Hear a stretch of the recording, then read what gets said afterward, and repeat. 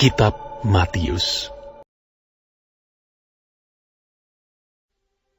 Ketika Yesus dan murid-muridnya telah dekat Yerusalem dan tiba di Betfage yang terletak di Bukit Zaitun, Yesus menyuruh 2 orang muridnya dengan pesan, "Pergilah ke kampung yang di depanmu itu, dan di situ kamu akan segera menemukan seekor keledai betina tertambat, dan anaknya ada dekatnya. Lepaskanlah keledai itu, dan bawalah keduanya kepadaku. Dan jikalau ada orang menegur kamu, katakanlah, Tuhan memerlukannya, Ia akan segera mengembalikannya." Hal itu terjadi supaya genaplah firman yang disampaikan oleh Nabi. "Katakanlah kepada putri Sion, lihat, rajamu datang kepadamu.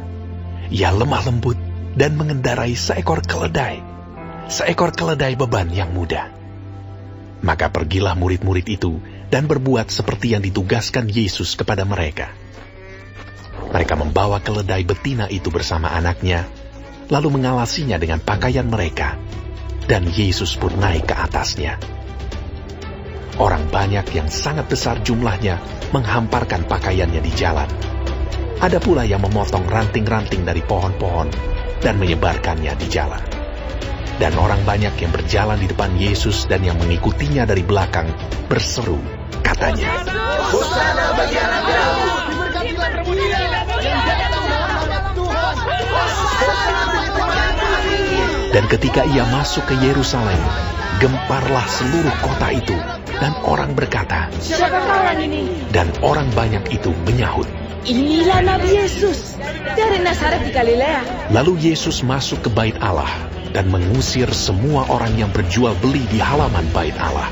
Ia membalikkan meja-meja penukar uang dan bangku-bangku pedagang merpati dan berkata kepada mereka, "Ada tertulis, rumahku akan disebut rumah doa, tetapi kamu menjadikannya sarang penyamun."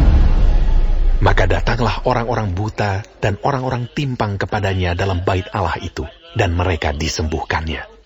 Tetapi ketika imam-imam kepala dan ahli-ahli Taurat melihat mujizat-mujizat yang dibuatnya itu, dan anak-anak yang berseru dalam bait Allah, "Hosana bagi anak Daud," hati mereka sangat jengkel. Lalu mereka berkata kepadanya, "Engkau dengar apa yang dikatakan anak-anak ini?" Kata Yesus kepada mereka, "Aku dengar. Belum pernahkah kamu baca? Dari mulut bayi-bayi dan anak-anak yang menyusu, engkau telah menyediakan puji-pujian." Lalu ia meninggalkan mereka dan pergi keluar kota ke Betania dan bermalam di situ. Pada pagi-pagi hari dalam perjalanannya kembali ke kota, Yesus merasa lapar. Dekat jalan ia melihat pohon ara, lalu pergi ke situ.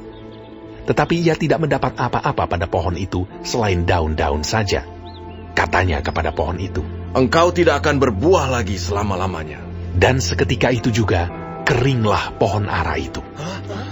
Melihat kejadian itu, tercenganglah murid-muridnya, lalu berkata, "Bagaimana mungkin pohon ara itu sekonyong-konyong menjadi kering?"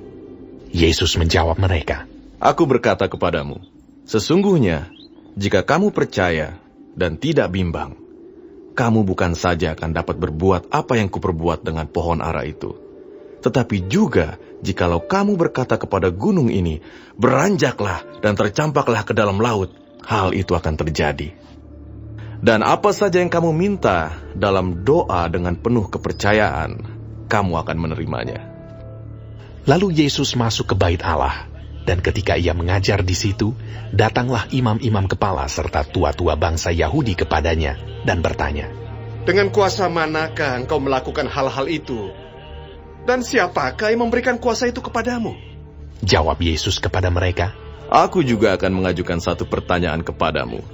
Dan jikalau kamu memberi jawabnya kepadaku, aku akan mengatakan juga kepadamu dengan kuasa manakah aku melakukan hal-hal itu. Dari manakah baptisan Yohanes? Dari sorga atau dari manusia?"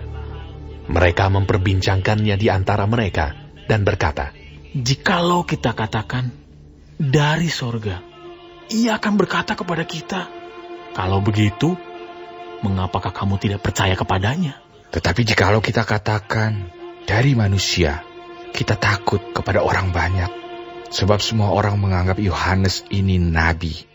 Lalu mereka menjawab Yesus, "Kami tidak tahu."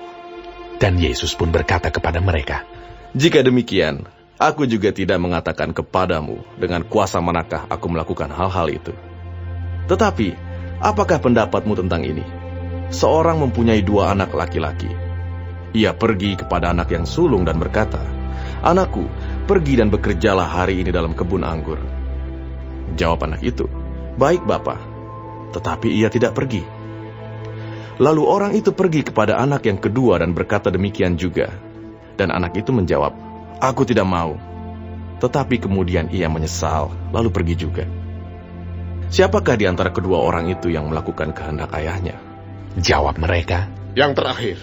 kata Yesus kepada mereka, "Aku berkata kepadamu, sesungguhnya pemungut-pemungut cukai dan perempuan-perempuan sundal akan mendahului kamu masuk ke dalam kerajaan Allah. Sebab Yohanes datang untuk menunjukkan jalan kebenaran kepadamu dan kamu tidak percaya kepadanya. Tetapi pemungut-pemungut cukai dan perempuan-perempuan sundal percaya kepadanya. Dan meskipun kamu melihatnya, tetapi kemudian kamu tidak menyesal dan kamu tidak juga percaya kepadanya. Dengarkanlah suatu perumpamaan yang lain. Adalah seorang tuan tanah membuka kebun anggur dan menanam pagar di sekelilingnya. Ia menggali lubang tempat memeras anggur dan mendirikan menara jaga di dalam kebun itu. Kemudian ia menyewakan kebun itu kepada penggarap-penggarap, lalu berangkat ke negeri lain.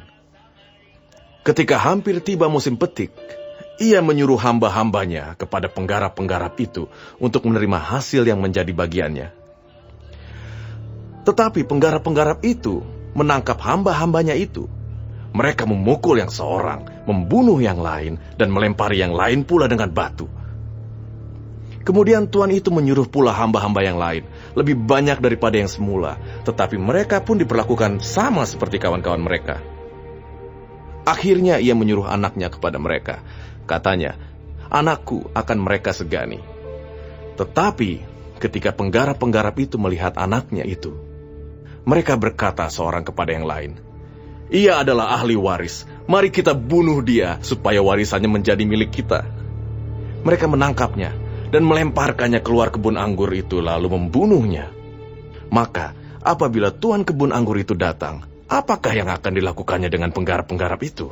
Kata mereka kepadanya, Ia akan membinasakan orang-orang jahat itu, dan kebun anggurnya akan disewakannya kepada penggarap-penggarap lain. Ia akan menyerahkan hasilnya kepadanya pada waktunya. Kata Yesus kepada mereka, Belum pernahkah kamu baca dalam kitab suci? Batu yang dibuang oleh tukang-tukang bangunan telah menjadi batu penjuru. Hal itu terjadi dari pihak Tuhan, suatu perbuatan ajaib di mata kita. Sebab itu, aku berkata kepadamu, bahwa kerajaan Allah akan diambil daripadamu dan akan diberikan kepada suatu bangsa yang akan menghasilkan buah kerajaan itu. Dan barang siapa jatuh ke atas batu itu, ia akan hancur. Dan barang siapa ditimpa batu itu, ia akan remuk. ketika imam-imam kepala dan orang-orang Farisi mendengar perumpamaan-perumpamaan Yesus, mereka mengerti bahwa merekalah yang dimaksudkannya. Dan mereka berusaha untuk menangkap dia. Tetapi mereka takut kepada orang banyak, karena orang banyak itu menganggap dia nabi.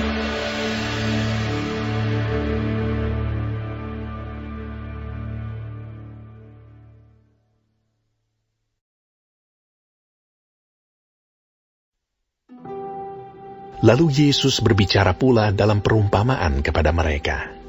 Hal kerajaan sorga seumpama seorang raja yang mengadakan perjamuan kawin untuk anaknya. Ia menyuruh hamba-hambanya memanggil orang-orang yang telah diundang ke perjamuan kawin itu, tetapi orang-orang itu tidak mau datang. Ia menyuruh pula hamba-hamba lain. Pesannya, katakanlah kepada orang-orang yang diundang itu, sesungguhnya hidangan telah kusediakan, lembu-lembu jantan dan ternak piaraanku telah disembelih, semuanya telah tersedia. Datanglah ke perjamuan kawin ini. Tetapi orang-orang yang diundang itu tidak mengindahkannya. Ada yang pergi ke ladangnya, ada yang pergi mengurus usahanya, dan yang lain menangkap hamba-hambanya itu, menyiksanya dan membunuhnya. Maka murkalah raja itu, lalu menyuruh pasukannya ke sana untuk membinasakan pembunuh-pembunuh itu dan membakar kota mereka. Sesudah itu ia berkata kepada hamba-hambanya, "Perjamuan kawin telah tersedia, tetapi orang-orang yang diundang tadi tidak layak untuk itu. Sebab itu, pergilah ke persimpangan-persimpangan jalan, dan undanglah setiap orang yang kamu jumpai di sana ke perjamuan kawin itu." Maka pergilah hamba-hamba itu, dan mereka mengumpulkan semua orang yang dijumpainya di jalan-jalan, orang-orang jahat dan orang-orang baik, sehingga penuhlah ruangan perjamuan kawin itu dengan tamu. Ketika raja itu masuk untuk bertemu dengan tamu-tamu itu, ia melihat seorang yang tidak berpakaian pesta. Ia berkata kepadanya, "Hai saudara, bagaimana engkau masuk kemari dengan tidak mengenakan pakaian pesta?" Tetapi orang itu diam saja. Lalu kata raja itu kepada hamba-hambanya, "Ikatlah kaki dan tangannya, dan campakkanlah orang itu ke dalam kegelapan yang paling gelap. Di sanalah akan terdapat ratap dan kertak gigi. Sebab banyak yang dipanggil, tetapi sedikit yang dipilih." Kemudian pergilah orang-orang Farisi. Mereka berunding bagaimana mereka dapat menjerat Yesus dengan suatu pertanyaan. Mereka menyuruh murid-murid mereka bersama-sama orang-orang Herodian bertanya kepadanya, "Guru, kami tahu engkau adalah seorang yang jujur, dan dengan jujur mengajar jalan Allah. Dan engkau tidak takut kepada siapapun juga, sebab engkau tidak mencari muka. Katakanlah kepada kami pendapatmu. Apakah diperbolehkan membayar pajak kepada Kaisar, atau tidak?"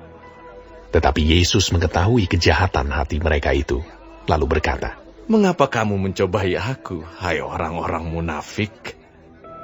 Tunjukkanlah kepadaku mata uang untuk pajak itu." Mereka membawa suatu dinar kepadanya. Maka ia bertanya kepada mereka. "Gambar dan tulisan siapakah ini?" Jawab mereka. "Gambar dan tulisan Kaisar." Lalu kata Yesus kepada mereka, "Berikanlah kepada Kaisar apa yang wajib kamu berikan kepada Kaisar, dan kepada Allah apa yang wajib kamu berikan kepada Allah." Mendengar itu, heranlah mereka, dan meninggalkan Yesus, lalu pergi. Pada hari itu, datanglah kepada Yesus beberapa orang Saduki yang berpendapat bahwa tidak ada kebangkitan. Mereka bertanya kepadanya, "Guru, Musa mengatakan bahwa jika seorang mati dengan tiada meninggalkan anak, saudaranya harus kawin dengan istrinya itu, dan membangkitkan keturunan bagi saudaranya itu. Tetapi di antara kami, ada 7 orang bersaudara. Yang pertama kawin, tetapi kemudian mati. Dan karena ia tidak mempunyai keturunan, ia meninggalkan istrinya itu bagi saudaranya. Demikian juga yang kedua, dan yang ketiga, sampai dengan yang ke-7. Dan akhirnya, sesudah mereka semua, perempuan itu pun mati. Siapakah di antara ke-7 orang itu yang menjadi suami perempuan itu pada hari kebangkitan? Sebab mereka semua telah beristikan dia." Yesus menjawab mereka, "Kamu sesat, sebab kamu tidak mengerti kitab suci maupun kuasa Allah. Karena pada waktu kebangkitan, orang tidak kawin dan tidak dikawinkan, melainkan hidup seperti malaikat di sorga. Tetapi, tentang kebangkitan orang-orang mati, tidakkah kamu baca apa yang difirmankan Allah ketika ia bersabda, 'Akulah Allah Abraham, Allah Ishak, dan Allah Yakub'? Ia bukanlah Allah orang mati, melainkan Allah orang hidup." Orang banyak yang mendengar itu takjub akan pengajarannya. Ketika orang-orang Farisi mendengar bahwa Yesus telah membuat orang-orang Saduki itu bungkam, berkumpullah mereka, dan seorang dari mereka, seorang ahli Taurat, bertanya untuk mencobai dia. "Guru, hukum manakah yang terutama dalam hukum Taurat?" Jawab Yesus kepadanya, "Kasihilah Tuhan Allahmu dengan segenap hatimu, dan dengan segenap jiwamu, dan dengan segenap akal budimu. Itulah hukum yang terutama dan yang pertama. Dan hukum yang kedua, yang sama dengan itu, ialah, kasihilah sesamamu manusia seperti dirimu sendiri. Pada kedua hukum inilah tergantung seluruh hukum Taurat dan kitab para nabi." Ketika orang-orang Farisi sedang berkumpul, Yesus bertanya kepada mereka, katanya, "Apakah pendapatmu tentang Mesias? Anak siapakah dia?" Kata mereka kepadanya, "Anak Daud." Katanya kepada mereka, "Jika demikian, bagaimanakah Daud oleh pimpinan roh dapat menyebut dia tuannya? Ketika ia berkata, Tuhan telah berfirman kepada Tuanku, duduklah di sebelah kananku, sampai musuh-musuhmu kutaruh di bawah kakimu. Jadi, jika Daud menyebut dia tuannya, bagaimana mungkin ia anaknya pula? Tidak ada seorang pun yang dapat menjawabnya. Dan sejak hari itu, tidak ada seorang pun juga yang berani menanyakan sesuatu kepadanya.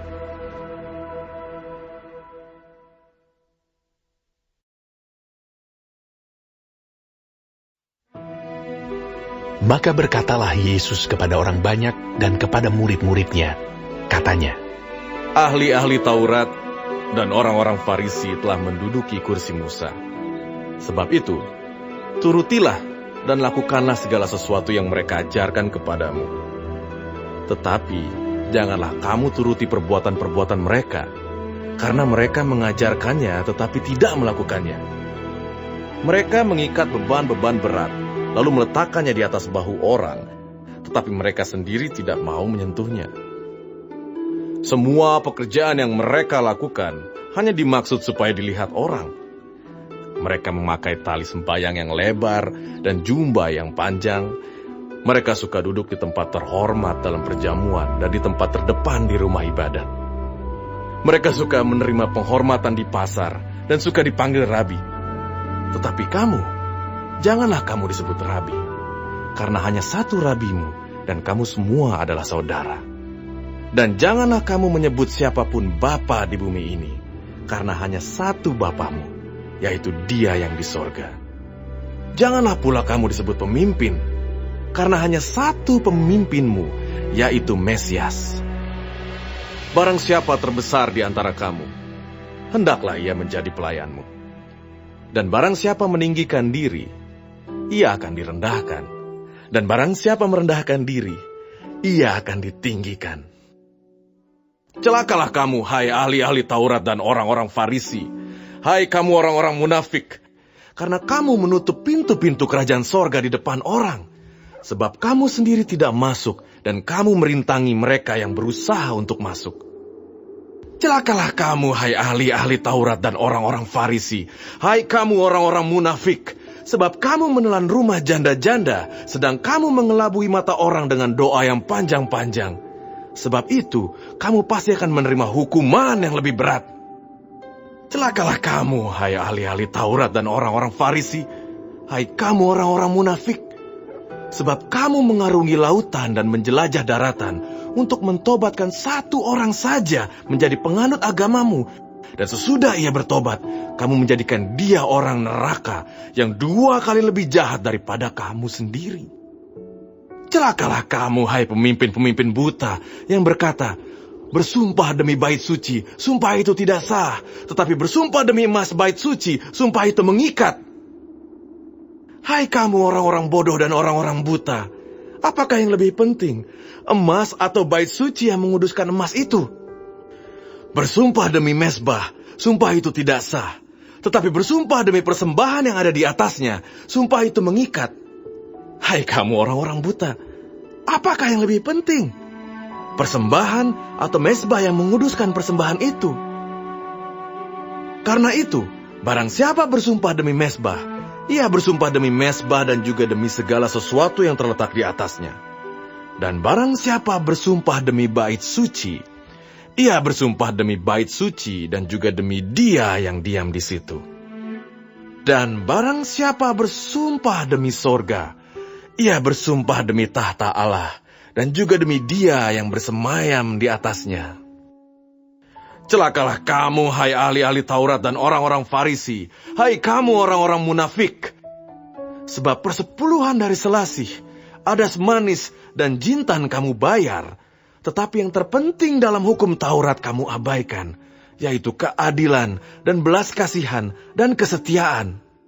Yang satu harus dilakukan, dan yang lain jangan diabaikan. Hai kamu pemimpin-pemimpin buta, nyamuk kamu tapiskan dari dalam minumanmu, tetapi unta yang di dalamnya kamu telan. Celakalah kamu, hai ahli-ahli Taurat dan orang-orang Farisi, hai kamu orang-orang munafik. Sebab cawan dan pinggan kamu bersihkan sebelah luarnya, tetapi sebelah dalamnya penuh rampasan dan kerakusan. Hai orang Farisi yang buta, bersihkanlah dahulu sebelah dalam cawan itu, maka sebelah luarnya juga akan bersih. Celakalah kamu, hai ahli-ahli Taurat dan orang-orang Farisi, hai kamu orang-orang munafik. Sebab kamu sama seperti kuburan yang dilabur putih, yang sebelah luarnya memang bersih tampaknya, tetapi yang sebelah dalamnya penuh tulang belulang dan pelbagai jenis kotoran. Demikian jugalah kamu. Di sebelah luar kamu tampaknya benar di mata orang, tetapi di sebelah dalam kamu penuh kemunafikan dan kedurjanaan. Celakalah kamu, hai ahli-ahli Taurat dan orang-orang Farisi, hai kamu orang-orang munafik, sebab kamu membangun makam nabi-nabi dan memperindah tugu orang-orang saleh, dan berkata, jika kami hidup di zaman nenek moyang kita, tentulah kami tidak ikut dengan mereka dalam pembunuhan nabi-nabi itu. Tetapi dengan demikian, kamu bersaksi terhadap diri kamu sendiri bahwa kamu adalah keturunan pembunuh nabi-nabi itu. Jadi, penuhilah juga takaran nenek moyangmu. Hai kamu ular-ular, hai kamu keturunan ular beludak, bagaimanakah mungkin kamu dapat meluputkan diri dari hukuman neraka? Sebab itu, lihatlah, aku mengutus kepadamu nabi-nabi, orang-orang bijaksana dan ahli-ahli Taurat. Separuh di antara mereka akan kamu bunuh dan kamu salibkan, yang lain akan kamu sesah di rumah-rumah ibadatmu, dan kamu aniaya dari kota ke kota, supaya kamu menanggung akibat penumpahan darah orang yang tidak bersalah, mulai dari Habel, orang benar itu, sampai kepada Zakaria anak Berekhya, yang kamu bunuh di antara tempat kudus dan mezbah. Aku berkata kepadamu, sesungguhnya semuanya ini akan ditanggung angkatan ini.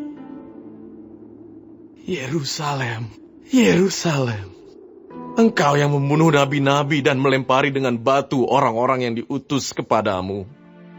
Berkali-kali aku rindu mengumpulkan anak-anakmu, sama seperti induk ayam mengumpulkan anak-anaknya di bawah sayapnya. Tetapi kamu tidak mau. Lihatlah, rumahmu ini akan ditinggalkan dan menjadi sunyi.